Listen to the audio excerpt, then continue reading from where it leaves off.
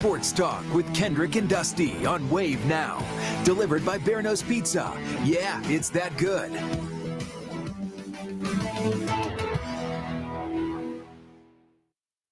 How about that? We have a cool open now. Hey, we have a cool open. And take a look back here. If you could see that on your screen, I'm going to put my finger right there. It is. Kendrick and Dusty.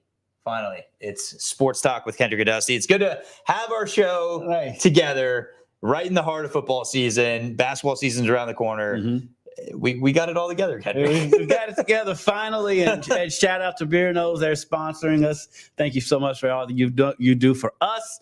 And we've got a busy week. And real quick, before we jump into the football, because I didn't even put it in the show, U of L's non-conference schedule came out today. UK's Big Blue Madness is October 11th, I believe. It's on a Friday.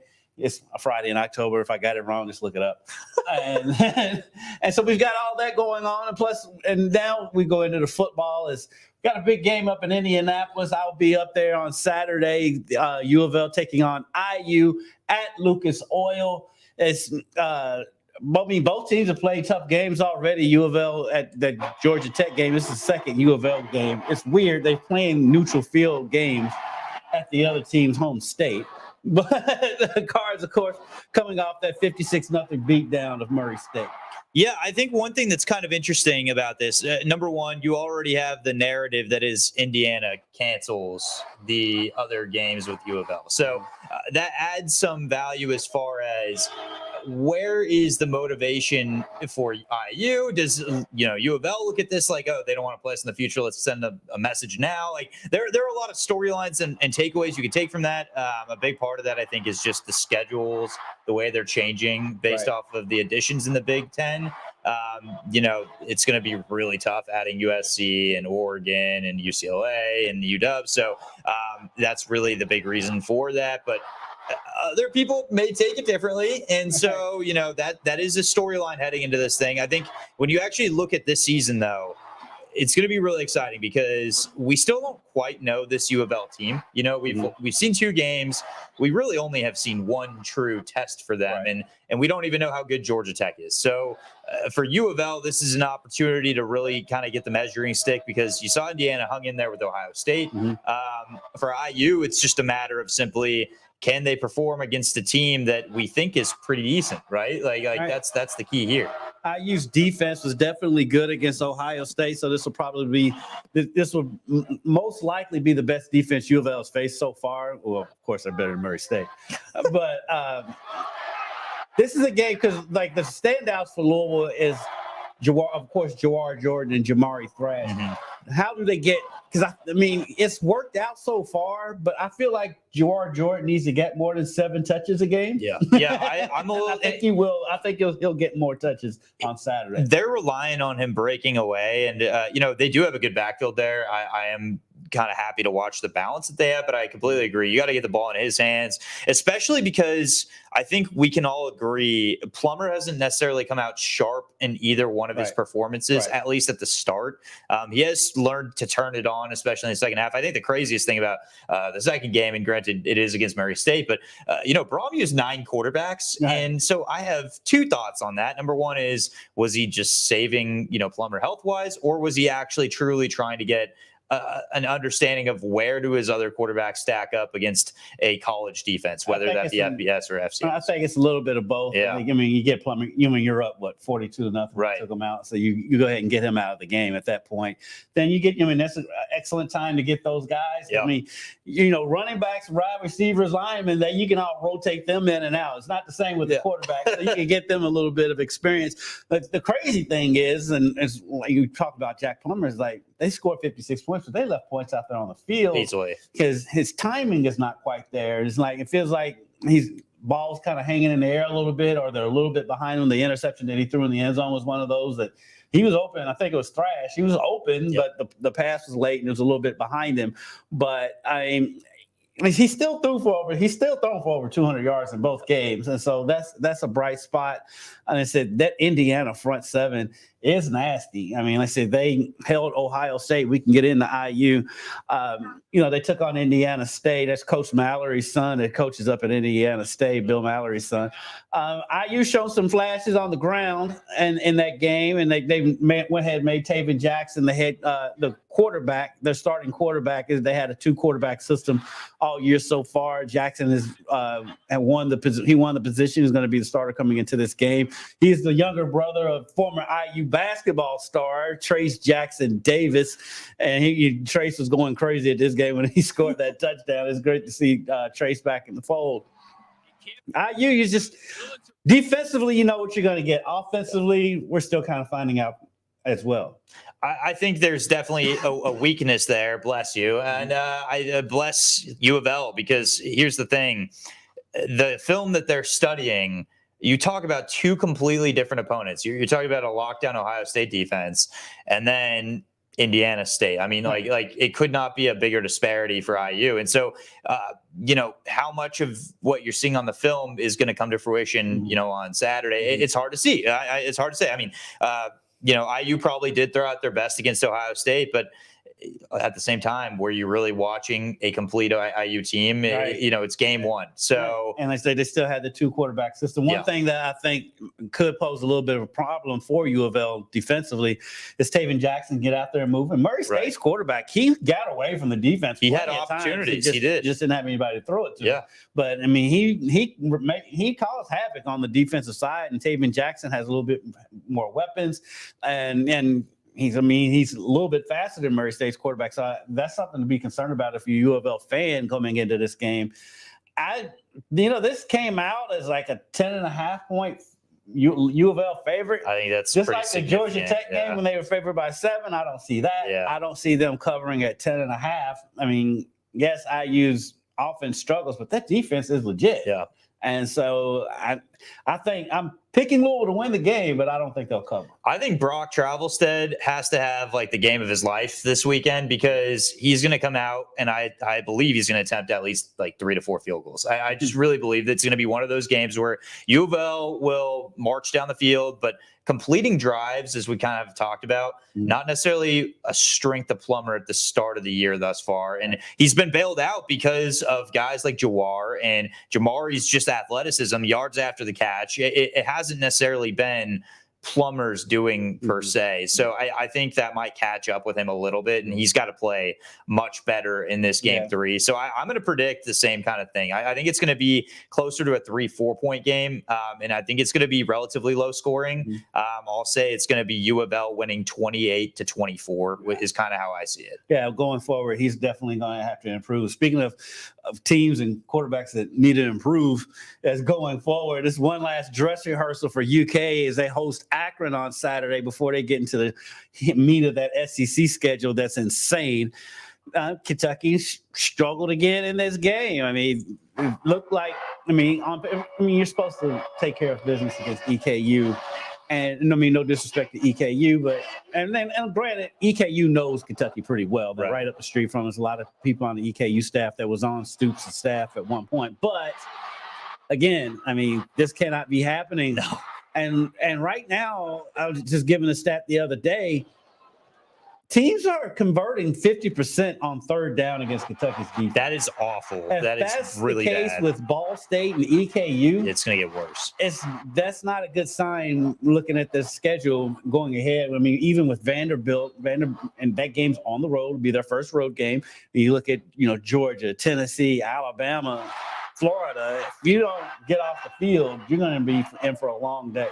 I think Devin Leary, he continues to be the guy that everybody's watching, right? And he made some throws in that game. He made some solid throws towards the back end. Barryon Brown kind of really helped this team get back. He can help anybody. Yeah, he's pretty legit. He's elite, man. He is fun to watch. But I tell you what, I am a little concerned about the defense because they were kind of dominated in the first half overall. And while Leary was not necessarily sharp in the first half by any means, his team also, his defense didn't necessarily bail him out a whole heck of a lot either. A lot of poor field positioning and ultimately long drives for EKU. As you mentioned, that is a very frightening stat. And so the defensive line needs to step up. I don't think they got any pressure until I believe it was like the fourth quarter. And you need pressure, especially because their secondary is so young. So they have to get pressure up front. I think they'll be fine on Saturday. But like I said, going forward, I mean, there's going to have to be some vast improvement because that SEC schedule, like I said, it is a gauntlet this year, the teams they're playing. We also, I mean, we have to address Liam Cohen as well. The offensive coordinator obviously had a medical scare. We're not quite 100% certain what that medical scare was, but does that play any role as far as how this offense breaks down this upcoming weekend? And obviously, with that being said, we wish him well in his recovery too. Yeah, thank God he was able to come back. It wasn't more than it could have been. We don't know what it was, but thankfully he's back, and he's going to be back on the sidelines on Saturday. And that's skipping ahead to Friday night. Got a big one on Friday night. Our touchdown Friday night game of the week.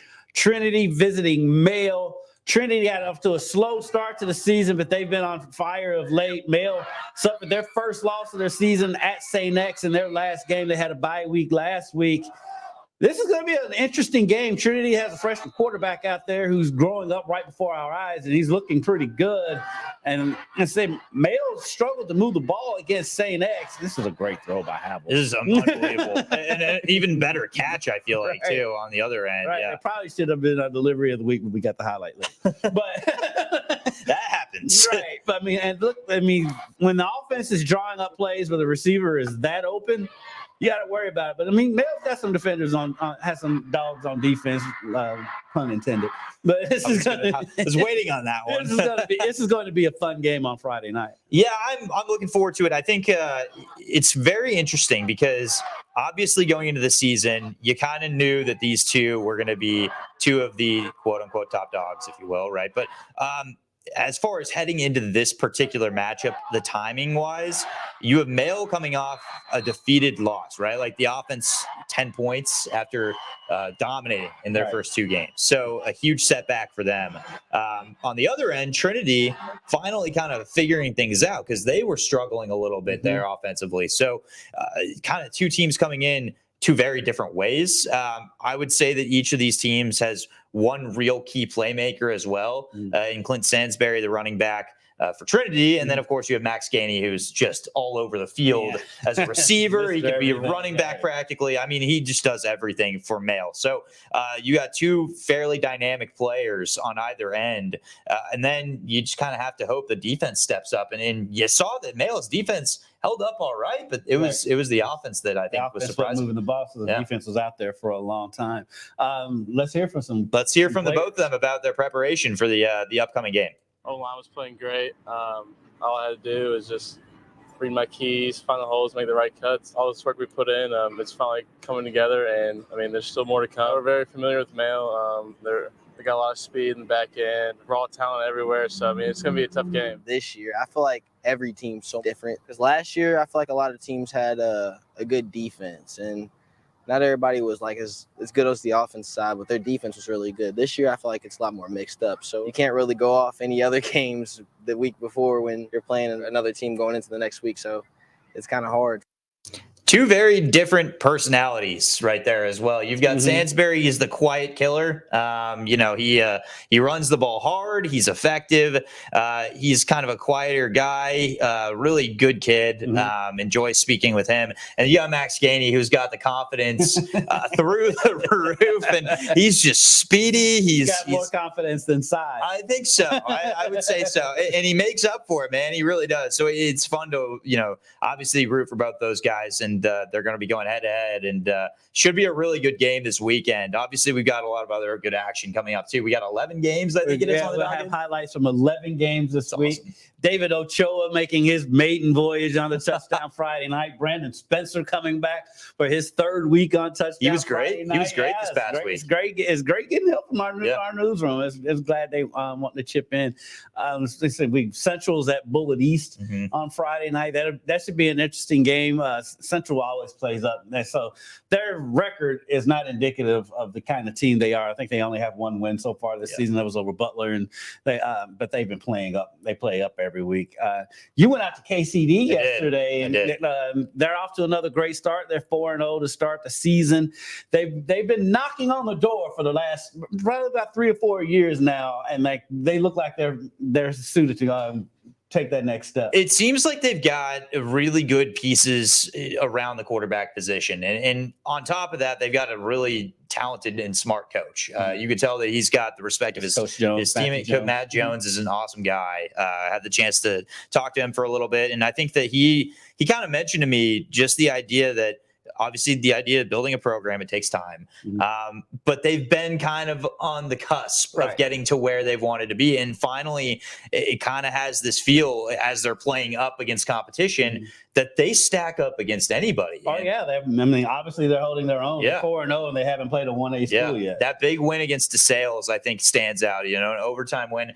They were trailing twice, and they still found time and ways to win. And so early on in the season, that tells a lot about your team, because if you're battle tested, if you learn how to, battle through adversity, that's going to get you pretty far. And they've got good talent at the quarterback position. They've got great talent at running back. We have, it seems like every other week, a player of the week nominee from their team. Right. So it's needless to say, this is a solid squad, and keep an eye on KCD. 4-0 is not easy to get to. And we don't have a lot of 4-0 in the area right now. Right. So the Christian Academy had their win streak snapped last week. Now, the biggest question is, Dodger fan, was you able to control yourself going to Will Smith's alma mater? I did ask a question to Coach about that. Am I not surprised? I showed up and I had to ask. I was like, hey, you have any connection with Will Smith? And he had a really long answer for me.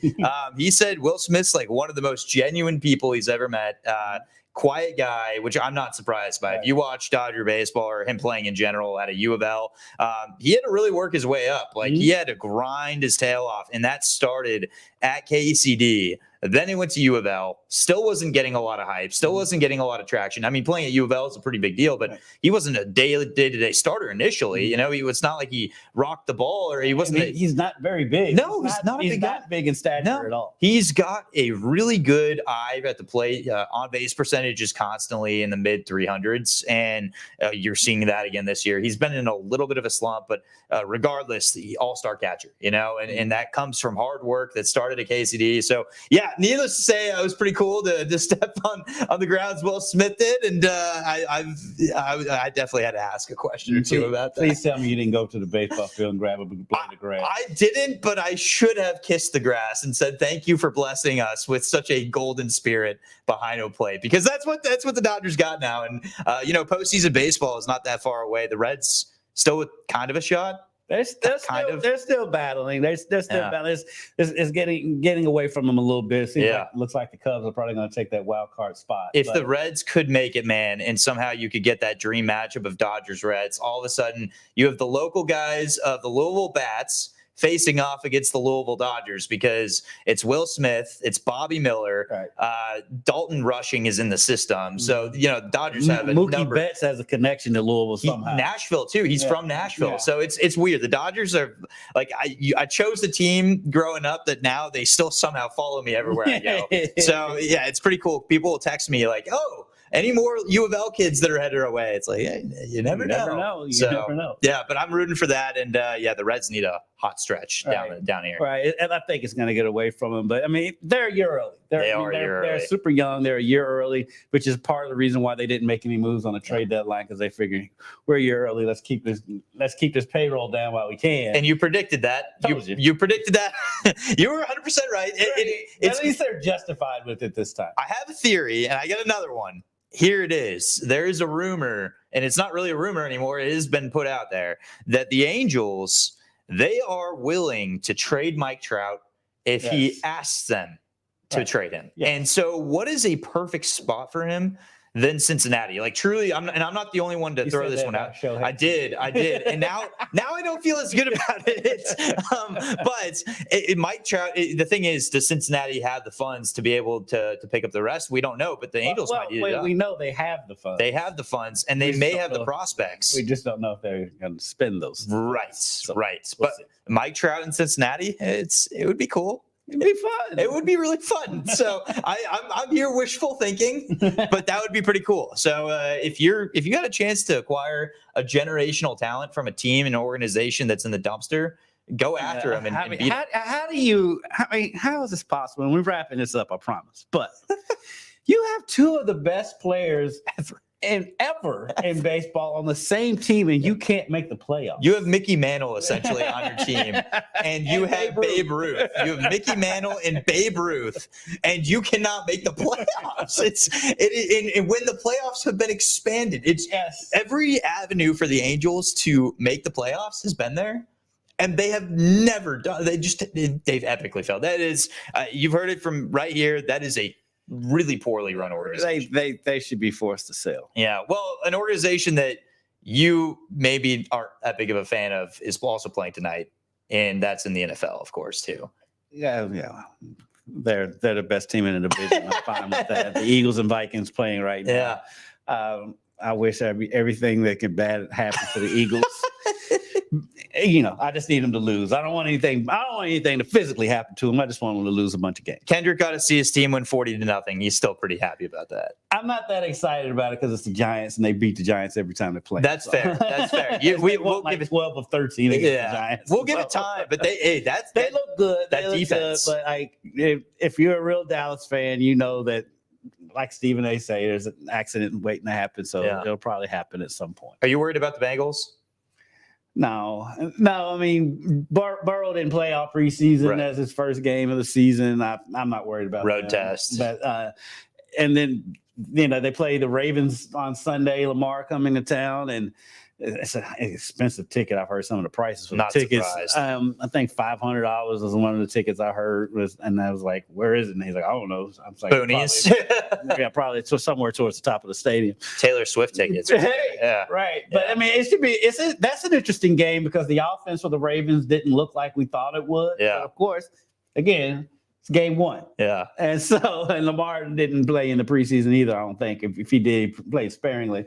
So, and then defense is always ahead of the offense when the season first starts. But this is a huge game for both of them. It is. Because the Ravens need to get back on track, and the Bengals cannot afford to start the season 0-2. Right. Especially in that division, and you already got a division loss to the Browns. And so the good thing is the other team I love to hate, the Steelers, they got curb stomped by the 49ers to open the season. That was lovely. And they've got a tough test this week, too, against the Browns, too. So, I mean, you may very well watch them go 0-2. And, I think the Ravens running game, man, that's changed because Dobbins is out. So, the Bengals, it may a little bit. I mean, I'm sure they was planning on him being there, but they're used to him not. I mean, that's so true. I hate it for him. He has a torn Achilles, but the kid's been hurt ever since he left Ohio State. And so I think they'll be able to adjust to him not being there because they're used to it. I like Flowers. I think Flowers looked pretty good. He's going to be a star. He's sharp. The Ravens are there. You talk about a snake-bitten team. They've had so many injuries for the last 3 years, and they've got a laundry list of guys that are out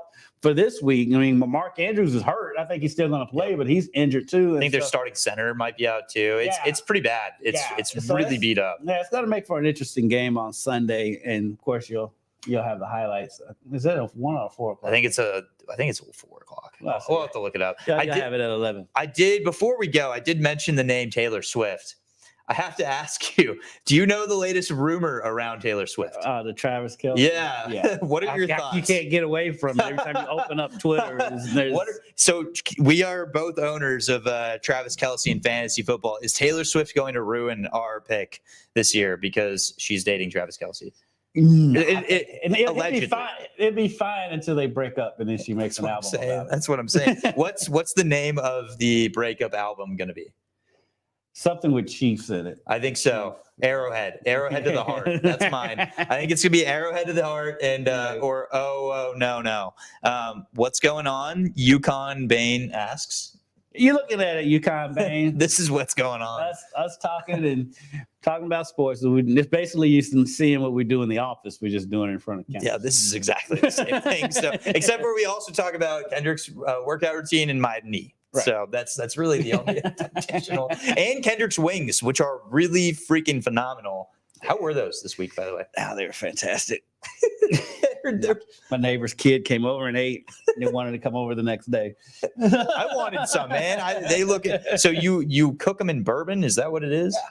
From Kentucky, right? That is amazing. I've had them, many of them, and they're delicious. So, yeah, with that being said, though, we got a lot coming up this weekend, and really excited. A lot of football action. MLB postseason's coming, and hey, before you know it, you'll also have the NBA and college basketball. And by the way, one thing we haven't even talked about is that volleyball atmosphere. Oh yeah, you were there last night. Holy The cow. UK U of L volleyball That match at was the insane. KFC Yum Center. Yeah. Over 12,000 in attendance for that match. That was awesome to see. And how was it? You were there. It was one of the coolest environments. I was telling Kendrick even right before this that, I haven't really had a chance to see an atmosphere for a volleyball match. I covered Cal Poly before this, and Cal Poly is pretty good volleyball. I mean, as you go closer to the coast, sand volleyball is a huge deal for them.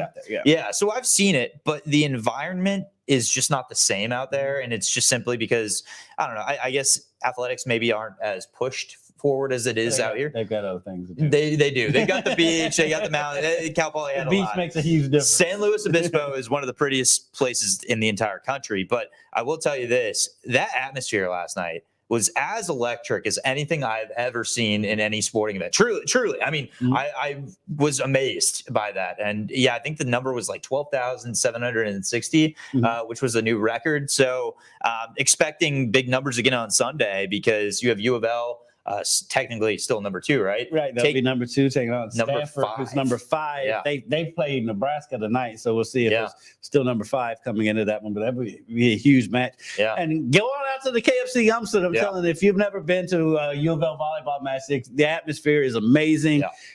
Coach Danny Busboom Kelly, her teams are amazing. They've got great size. They learned from last year's championship run. They needed a little bit more size, and they have it. And so they're playing really well. They're undefeated. They've swept everybody they've played except for 2 opponents, and they've only been pushed to 5 games once. So they're dominating right now. I mean, they've swept number 12 Penn State last Sunday, so they're playing really well. You got Charity Looper, you got DeBeer. This team is absolutely loaded. So yeah, go and check them out because they are for real. And volleyball in Louisville is for real. It's fun to watch. It's been very good on the club level and the high school level for a long time. It's good to see that Kentucky and Louisville both are capitalizing on that and really putting money into their volleyball programs, and they're reaping the benefits. U of L's in the championship last year. Kentucky won the national championship a couple years ago, so it's good to see that volleyball is getting the respect that it deserves in this area. And best of luck to Kentucky on Sunday because they will have to go to Lincoln to take on Nebraska. Yeah, that's tough. That's not easy. That ain't easy.